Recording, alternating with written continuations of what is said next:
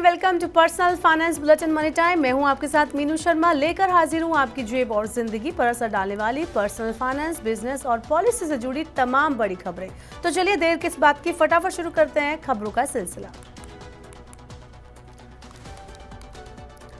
भारत अब महंगाई में एक और तेजी के दौर का जोखिम नहीं झेल सकता, इसलिए आरबीआई लचीला रुख अपनाते हुए महंगाई को अपने लक्ष्य तक स्थायी रूप से आने की प्रतीक्षा करेगा। रिजर्व बैंक के गवर्नर शक्तिकांत दास ने कहा है कि मौद्रिक नीति केवल मूल्य स्तर पर स्थिरता बनाकर ही सतत रूप से आर्थिक वृद्धि का समर्थन कर सकती है। कुल मिलाकर भारतीय अर्थव्यवस्था स्थिरता और मजबूती की तस्वीर पेश करती है। महंगाई और वृद्धि के बीच संतुलन बना हुआ है। महंगाई में निकट अवधि में बढ़ोतरी के बावजूद साल के अंत में और अगले साल की शुरुआत में डेडलाइन इन्फ्लेशन 4% के लक्ष्य के आसपास रहने का अनुमान है। आरबीआई ने कहा कि जब तक महंगाई स्थायी रूप से लक्ष्य के करीब नहीं आती, तब तक नीतिगत दर के संदर्भ में इंतजार करो और मूल्यांकन करो का रुख अपनाना ही उचित है।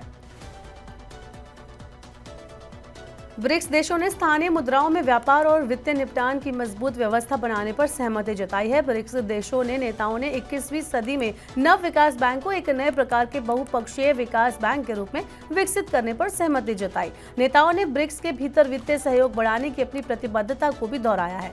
सभी देश व्यापार बाधाओं को कम करने और गैर भेदभावपूर्ण पहुंच के सिद्धांत पर तैयार तेज, कम लागत वाले, कुशल, पारदर्शी, सुरक्षित और समावेशी सीमा पार भुगतान उत्पादों का व्यापक लाभ उठाने के लिए तैयार है।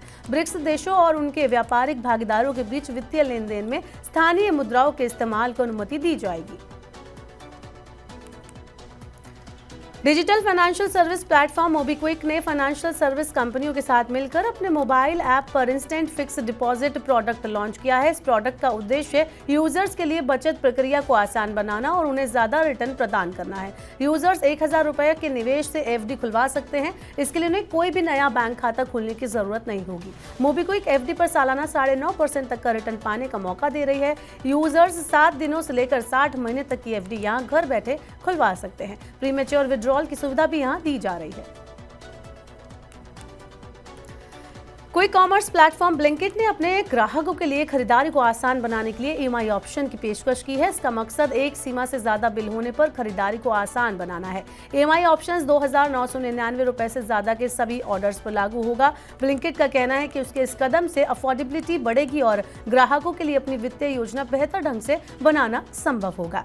ईएमआई की सुविधा चुनिंदा बैंकों के क्रेडिट कार्ड से खरीदारी करने पर ही मिलेगी। इसके लिए ब्लिंकिट ने HDFC bank, SBI bank, ICICI bank, Kotak Mahindra bank, axis bank, RBL bank और सिटी बैंक के साथ गठजोड़ किया है।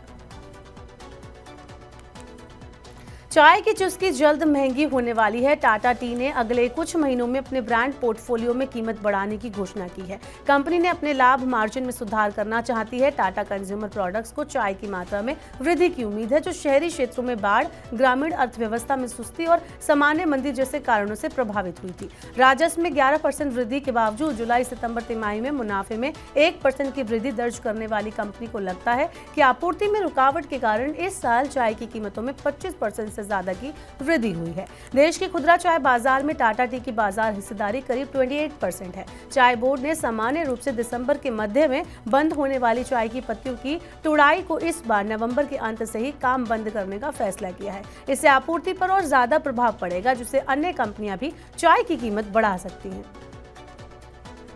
चीन से होने वाले सस्ते आयात को रोकने और घरेलू कंपनियों को नुकसान से बचाने के लिए सरकार ने 5 चीनी उत्पादों पर 5 साल के लिए डंपिंग रोधी शुल्क लगा दिया है। चीन से सस्ते दाम पर आयात होने वाले isopropyl alcohol, sulphur black, cellophane, transparent film, thermoplastic, polyurethane और बिना फ्रेम वाले ग्लास मिरर पर डंपिंग रोधी शुल्क लगाया गया है। इन वस्तुओं का सामान्य से कम कीमतों पर चीन से आयात किया जा रहा था। CBIC ने कहा है कि यह शुल्क 5 साल की अवधि के लिए लगाया जाएगा। सरकार ने चिकित्सा और औद्योगिक उपयोग वाले आइसोप्रोपिल अल्कोहल पर चीन की विभिन्न फर्मों पर $82 प्रति टन और $217 प्रति टन का शुल्क लगाया है। इसका उपयोग एंटीसेप्टिक और हैंड सैनिटाइजर के रूप में भी होता है। केंद्र सरकार ने 6,798 करोड़ रुपए की लागत वाले 2 रेल प्रोजेक्ट को मंजूरी दी है। प्रोजेक्ट आंध्र प्रदेश, तेलंगाना और बिहार से जुड़े हैं। इसके तहत 256 किलोमीटर लंबे नरकटियागंज, रक्सौल, सीतामढ़ी दरभंगा और सीतामढ़ी मुजफ्फरपुर सेक्शन को डबल किया जाएगा। इसके अलावा 2,245 करोड़ रुपए की लागत से अमरावती रेलवे लाइन को मंजूरी दी गई है। इसके अलावा कृष्णा नदी पर 3 किलोमीटर लंबा पुल भी बनाया जाएगा। इससे अमरावती की हैदराबाद, चेन्नई और कोलकाता से सीधे रेल कनेक्टिविटी हो जाएगी।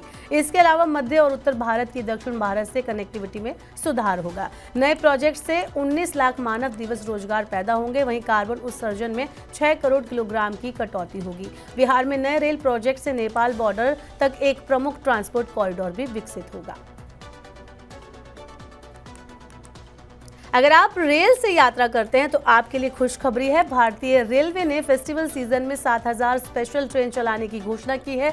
रेल मंत्री अश्विनी वैष्णव ने बताया कि भारतीय रेलवे दिवाली और छठ पूजा के लिए देश भर में 7,000 स्पेशल ट्रेन चलाएगा। इससे हर दिन 2 लाख अतिरिक्त यात्रियों को बेहतर यात्रा का अनुभव मिलेगा। दिवाली का त्योहार 28 अक्टूबर से शुरू होगा, जबकि छठ पूजा की शुरुआत 5 नवंबर से होगी। यात्रियों की जरूरतों को ध्यान में रखते हुए वेस्टर्न रेलवे की ओर से दिवाली और छठ पूजा पर 73 जोड़ी फेस्टिवल स्पेशल ट्रेनें 2,602 फेरे लगा रही हैं। ये ट्रेनें मुंबई, सूरत, उधना, अहमदाबाद और वडोदरा से शुरू होकर कई शहरों तक चल रही हैं। उत्तर रेलवे दिवाली और छठ पूजा के दौरान पर्याप्त संख्या में ट्रेनों का संचालन करेगा, क्योंकि इस अवधि के दौरान बड़ी संख्या में यात्री देश के पूर्वी हिस्से में यात्रा करते हैं।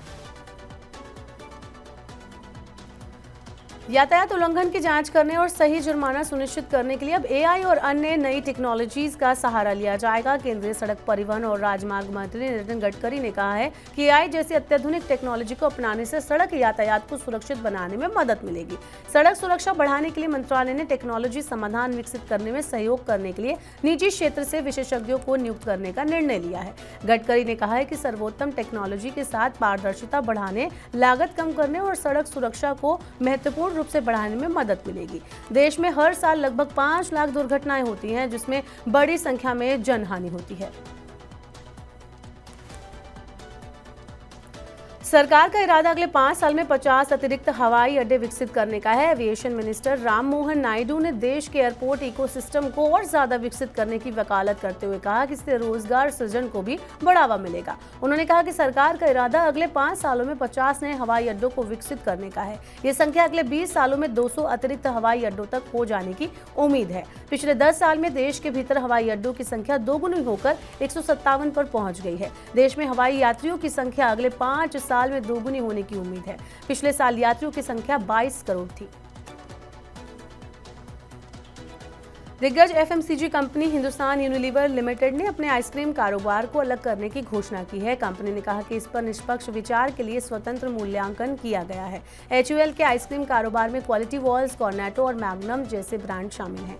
आइसक्रीम कारोबार को अलग करने का फैसला एक स्वतंत्र समिति की सिफारिश पर आधारित है, जिसका गठन इस साल सितंबर में किया गया था। इस समिति ने कहा है कि कंपनी के कारोबार में 3% का योगदान देने वाले आइसक्रीम कारोबार का एक अलग परिचालन मॉडल है, जो कंपनी के अन्य व्यवसायों के साथ तालमेल को सीमित करता है। इस मॉडल में कोल्ड स्टोरेज संरचना और एक अलग चैनल शामिल है।